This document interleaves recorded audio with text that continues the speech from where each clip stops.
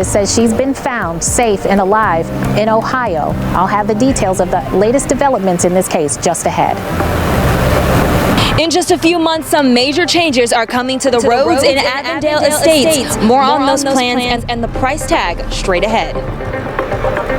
Cobb County will have to postpone one of its elections this fall after a judge rules that Cobb County Democrats did something they had no authority to do. Good Friday afternoon and welcome to 11Alive News. I'm Jonathan Martin. And I'm Jennifer Bellamy. I'm sure many of you have plans lined up for the coming weekend, and you're probably wondering what all of this rain we've been seeing all week long could mean for your plans.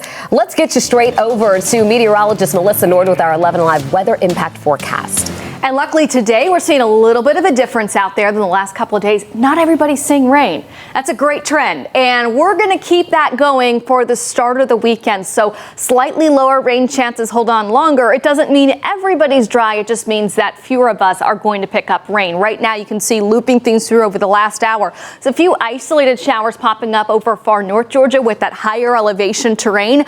But not everybody, as I mentioned, is seeing the rain. And most of us will stay dry for the rest of this evening. A few little pockets where we still have some heavy rainfall. One right there in southern White County, just west of Dahlonega. Also a few more out towards Pickens and Lumpkin counties. And then also as you look into western Cherokee County and eastern Bartow County, one more little shower there, but dry at the moment here in Atlanta. I want to take you up to Dahlonega, University of North Georgia camera. You can actually see that rain shower that's west of Dahlonega. And then on the very left side of the screen, you see where it gets brighter. That's where it's not actually raining. So the forecast for this evening calls for a few more isolated showers and storms, but a lot of us will not see any of that rain, so looking pretty decent for your weekend plans. 89 right now in Atlanta. Forecast track this evening showing that isolated coverage of rain.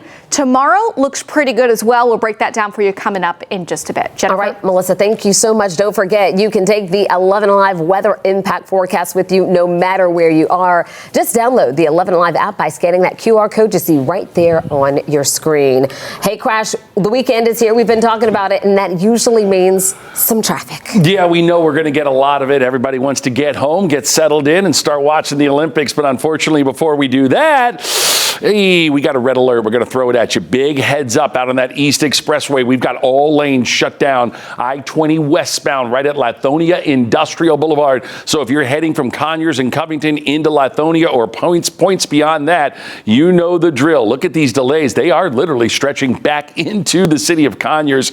Get to Covington Highway. It's Highway 278. It'll be Old Covington Highway leaving Conyers, and then it'll be Covington Highway as you go all the way to I-285. Otherwise, a 1 hour commute from 138 to the perimeter. West Expressway is fine, but right now we are in a lot of trouble on the East Expressway, I-20 westbound at Lithonia Industrial Boulevard. Jennifer. All right, Crash, thank you.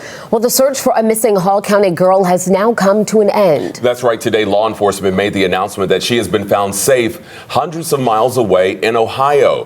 11Alive's Erica Murphy is live from the sheriff's office tonight with a closer look at this case. Erica. Nearly 2 months after Maria Gomez Perez went missing from her Hall County home, the Hall County Sheriff's Office is saying that she has been found with a 34-year-old man. That man drove from Ohio to pick her up and then drove 9 hours to take her back there, and that's where she's been ever since.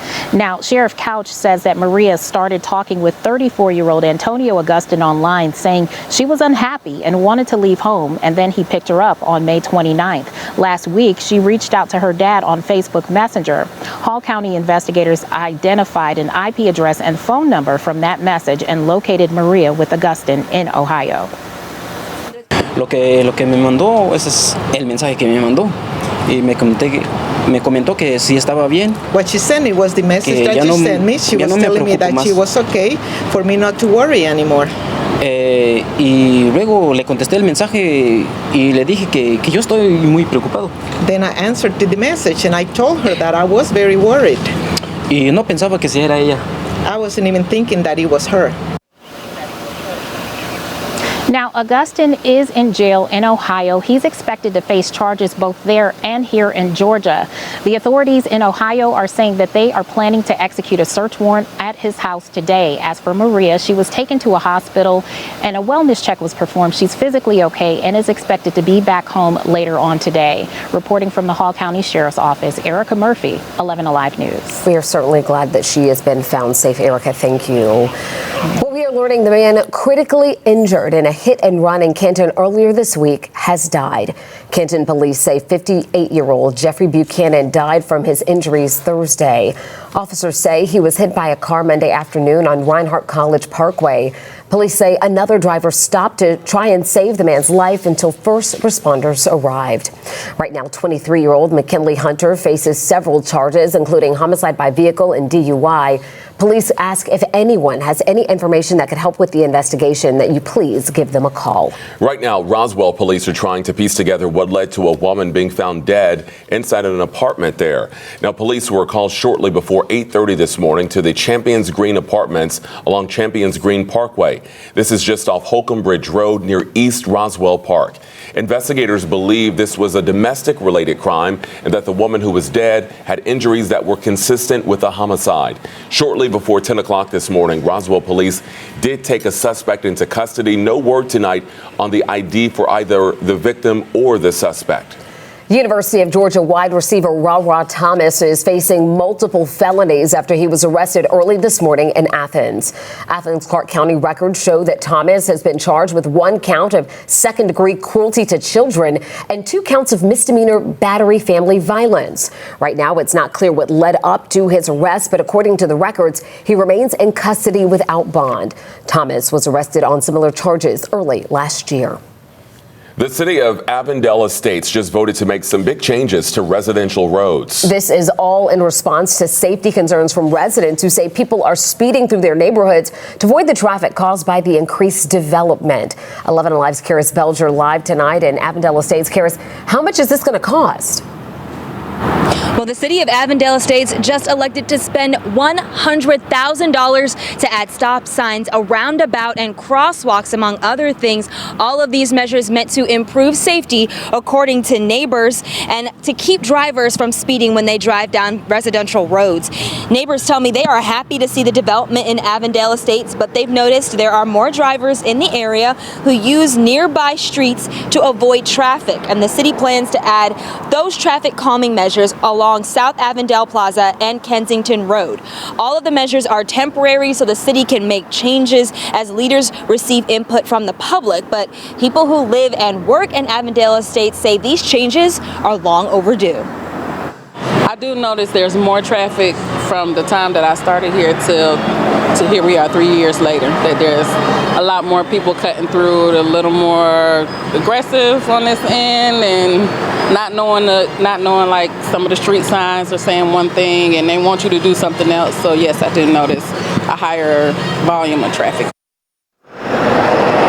Now, City Manager Patrick Bryant says all of these changes should be in place in the next 2 months. I'll have more from him on 11Alive News at 6. Back to you. All right, Karis, thank you so much. Well, let the games begin. The 2024 Summer Olympics officially kicking off today in Paris, and folks here in Atlanta were able to celebrate today's opening ceremony with a watch party on the green at Phipps Plaza. We spoke with a few who came out to show their Olympic spirit, including one person who was born in Paris and now plans to keep a keen eye on her home country. I think it's wonderful. There is nothing not to like about it. It's bringing a lot of people, and to me, always watching something new or being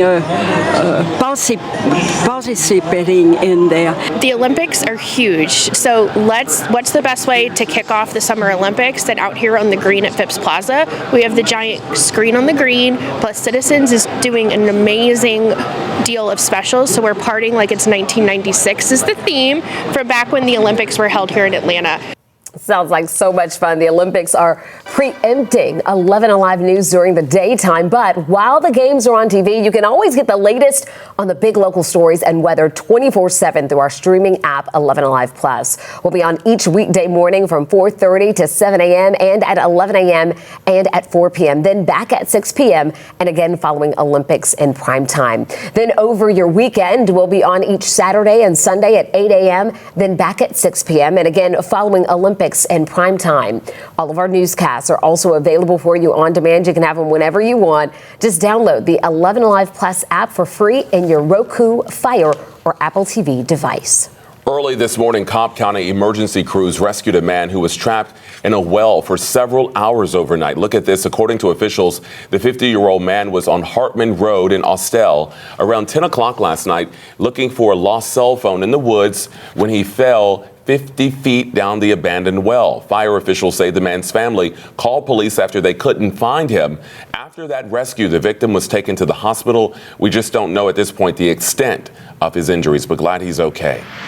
Cobb County will have to push back an election for county commissioner this November. This is coming after a judge ruled that the county illegally drew district lines for seats that were due to be on the ballot. 11Alive's Doug Richards live for us in Cobb County tonight with a look at what's next. Yeah, this ruling means that Cobb County will have to reschedule one portion of the upcoming November election after a court ruled that the map drawn by Democrats on the county commission is illegal. Cobb County's Board of Commissioners had a Democratic majority.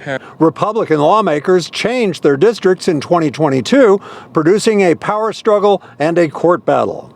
The redrawn Republican maps squeezed out Democratic Cobb County Commissioner Jerica Richardson. This is roughly the map Republicans in the legislature approved in 2022. They're politically balanced. Democrats fiercely disagreed. In these commission maps, Jerica Richardson, drawn out. Democrats ignored the districts drawn by the legislature and drew this map instead. That's the map Cobb County voters used in the May primary. But this week, a judge said Cobb County had no authority to change the legislature's map. It just was an improper power grab by the Board of Commissioners to try to utilize a rule that just didn't apply to draw their own maps. Chuck Boring represents a candidate who wanted to run for county commissioner but couldn't under the county's now discarded map. Candidate Militia Adams is expected to run in a special election likely to take place next year under the Republican-drawn map. They have to start all over again. Cobb County's Board of Elections issued a statement this afternoon saying that, yes, it would reschedule the election for sometime next year under the guidance of the court ruling. We are live in Cobb County tonight. Back to you. All right, Doug, thank you so much. Well, this Sunday will mark 6 months since the Douglas County man's death, now leaving his family with more questions than answers. Our team sat down exclusively with the family of Derek Lamar Brown for our More Than a Number series. Here's Ron Jones.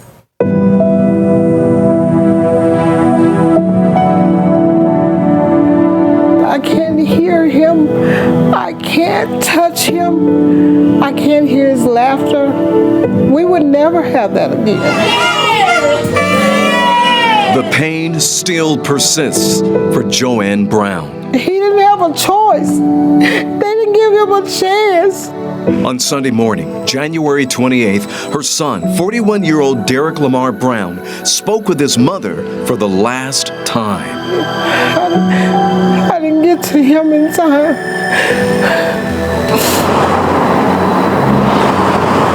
Derek's family says he and his girlfriend were living in Douglasville. At the time, his girlfriend's 17-year-old son, Mershawn Felder, was visiting from New York. An alleged argument broke out while the teen's mother was away from the home. That's when Derek called his mother for help. Douglas County 911, what's the location of the emergency? You could tell that there was some struggles going on in that house. During that confrontation, Derek was cut badly on his back and bleeding out. Paramedics and police came to help, but within hours, Derek died. Felder was arrested and later charged with voluntary manslaughter. He was released on bond days later. He has freedom. My son don't have that. My son is laying in a grave. With no trial in sight, the family now has more questions than answers. What have they said to you? They have not said anything. They're horrible. We also reached out to the Douglas County DA's office and courts for an update and are still waiting for answers. Meanwhile, he was loving, had a big heart. He was part of the strength of the chain that we have as a family. Derek's brother Joe and sister April, along with their other siblings, want their big brother to be remembered beyond this tragedy. I call him a gentle giant. For me in my life, he was the dad, the big brother, the best friend. 6 months later, the family is still processing January 28th. Grief is not even a word that you want to describe how I live with it. Joanne wishes she could have done more for Derek, her baby boy. What do you think you could have done to save him? I think if I could have made it to where my baby was, he would have listened to me and just came home. He would. 6 months later, the family is still dealing with the loss of Derek. Joanne shares this advice to Georgia families also fighting for justice. You're not just another number. I'm pretty sure they have a lot to do, but your case is just as important as any other case. Ron Jones, 11Alive News. You can certainly hear that family's pain. We want to remind you that More Than a Number isn't just about telling stories like Derek's, but also helping and supporting families experiencing loss. 11Alive has created a resource guide for families online that includes information from Georgia's Crime Victims Compensation Program. You can find it right now on 11alive.com/morethananumber. Let's get you back over to your 11Alive weather impact forecast. It's nice to see so much sunshine across the metro area this afternoon, a change from how much of this week has gone. And because of how rainy the last week has turned out for us, to date, we are sitting at the 8th wettest July on record for Atlanta. And let me step over here and show you the numbers. We've got the top two of them were big tropical system months. We had Alberto in 1994, Cindy and Dennis in 2005, but without having any tropical system. And we still got 5 full days left of the month. We're sitting at number 8. So we're not too far off from the next few numbers up. We'll see how we do here over the next several days. But luckily, in terms of your outdoor plans this weekend, to start the weekend at least, not a lot of us are going to end up getting rainfall. You can see on satellite and radar this afternoon, we've had some isolated showers. No thunderstorms yet, but a few pockets of heavy rainfall developing over the North Georgia mountains at higher elevation.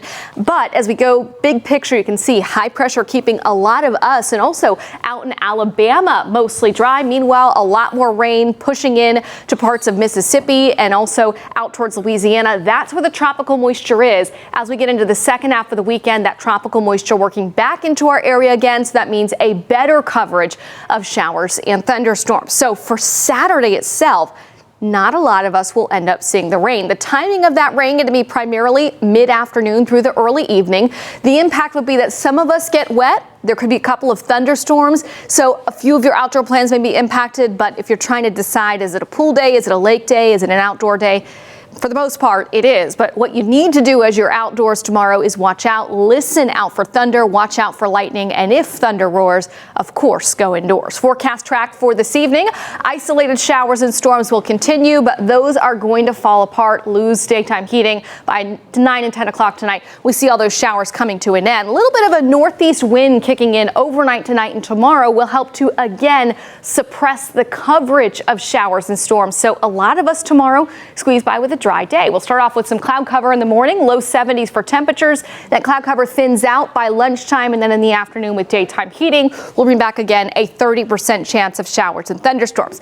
Notice there's a few areas on the map getting rain tomorrow afternoon, but a lot of us are not. So that will be the driest day of the next bunch.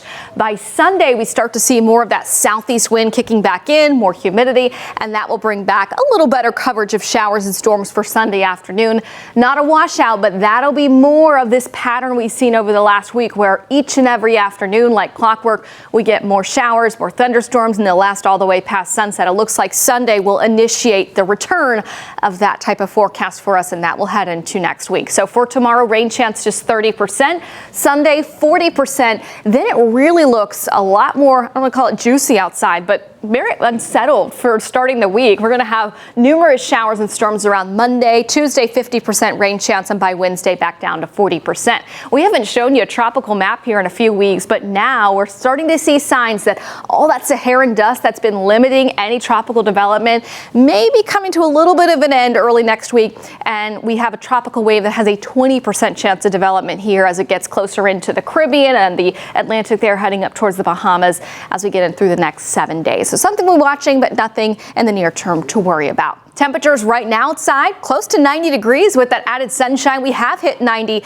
out in Duluth, and we are also in the upper 80s right now in Peachtree City. This evening, we'll see a 20 to 30% chance of a shower or thunderstorm for your Friday night date night plans. Otherwise, partly cloudy skies out there. Tomorrow, very limited chance of a shower or storm. We'll go with a 30% chance late in the afternoon. Otherwise, temperatures making it up to the mid and upper 80s again. 7-day forecast, increasing rain chances Monday, Tuesday, and just a few showers and storms there with 90s returning at the end of the week. All right, we got a red alert on I-20. What's going on, Crash Clark? Yeah, we do, Melissa, and we're going to give you a little bit of good news with that. We're seeing a little bit, and I mean just a little bit of movement. This is a live look from the Sky Tracker here showing that I-20 East Expressway, folks making their way out of Conyers, and it's all because of a multi-car tractor trailer wreck that had all lanes blocked. Don't pay attention to that black indicator. It hasn't caught up with me yet. I-20 westbound, the wreck at Lithonia Industrial Boulevard. A right lane is blocked, but still the damage done out of Conyers. Do yourself a favor. If you got to head from Conyers or Covington and head west towards Lithonia or Stonecrest, Highway 278, Covington Highway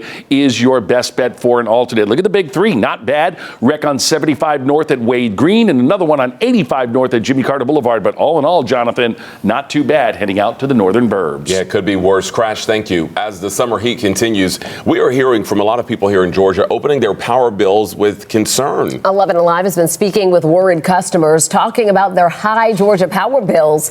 Liza Lucas walks us through what could be driving the increase. Javon Dennis is used to the Georgia heat. Born and raised all my life. But he's not used to the increase he's seeing in his Georgia power bill. I know it's summertime and everything, but we're used to paying $75 a month, and now we're looking at almost $200. And others are seeing worse. 11Alive spoke with half a dozen residents off camera, surprised by bills ranging from $300 to $800. In separate statements, both Georgia Power and the Georgia Public Service Commission pointed to increases on summer rates and increased usage from June through September. Basically, the base usage in the summer costs slightly more. But when you use beyond that, you pay even more because it costs so much more to produce or purchase the huge amounts of energy needed. People are complaining on Nextdoor, Facebook, and Reddit, shocked that their bills are hundreds of dollars more than they expected. Former Public Service Commission candidate Patty Durand is part of a group speaking out over commissioner term lengths. Durand and others also say the new plant Vogel is a reason for rising cost. We took that claim back to both Georgia Power and the commission. And yes, when Unit 4 at the nuclear plant went online in May, increases followed, adding about $9 a month to a typical residential bill. With previous increases, it adds up to an average of $14 per month extra. We're also told inflation is another factor. This is my daily usage. As those like Dennis check their bills, a few things to watch. Was off-peak or on-peak pricing in effect? Are you using more power than previous bills? And is the bill for 1 month or multiple, depending on when you last paid? Dennis says he is paying attention because when it comes to Georgia summers, you'd be crazy not to keep your AC on. Liza Lucas, 11Alive News. Well, if you're looking for more information, we have got more online, including the number of rate increases since 2023, plus more on payment plans. Georgia Power also has an assistance program that can help with bill costs for those who are eligible. The new school year is just around the corner, and some students in Liberty County will have to get used to a new policy: no more using cell phones during school hours. Middle and high schoolers will begin their day by putting their cell phones into these lockable pouches. Students will still be able to hold on to their phones during the day, but they won't be able to access them. Once school is over, they bring those locked pouches to an unlocking station, which is when they can take their phones out again. This comes as school districts continue to work to limit cell phone use in the classroom. Now, back here in the metro, school districts have also implemented similar policies. Students in 10 DeKalb County schools will place their phones in these yonder pouches at the start of the school day. The same measure has been approved in the city of Marietta for Marietta City schools as well. Last year, Fayette County schools also decided to put cell phone caddies in classrooms to help students store their devices. As the temperatures get hotter outside, electrical systems across the country are all feeling the pressure. So local students from Metro Atlanta schools are taking time out from their summer break to learn about electricity and sustainability. Georgia Tech is hosting students for its 2-week summer camp.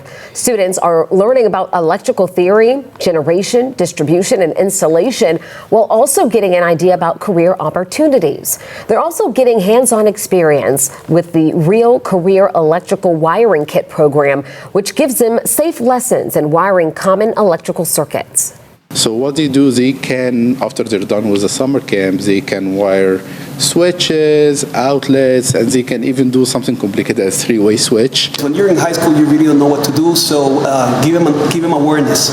Give them awareness of the trade skills, not only of the trade skills, but also the professional skills.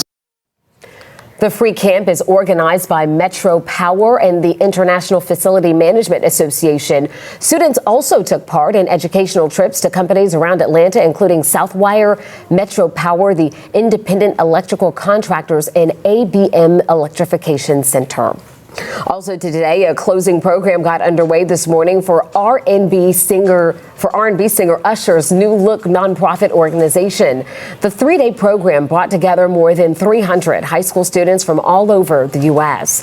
The theme for this year's summit was Living in Your Legacy. For 3 days, young people participated in sessions focusing on mentorship, financial literacy, health and wellness workshops. They also took trips to corporate headquarters and local businesses. Atlanta Mayor Andre Dickens also joining in with other special guests this morning, delivering remarks. I want you to know that the choices you make now and going forward will matter. They will shape you, and they just might shape our world. So I'm challenging you all now to set some high standards, to set high goals for yourself.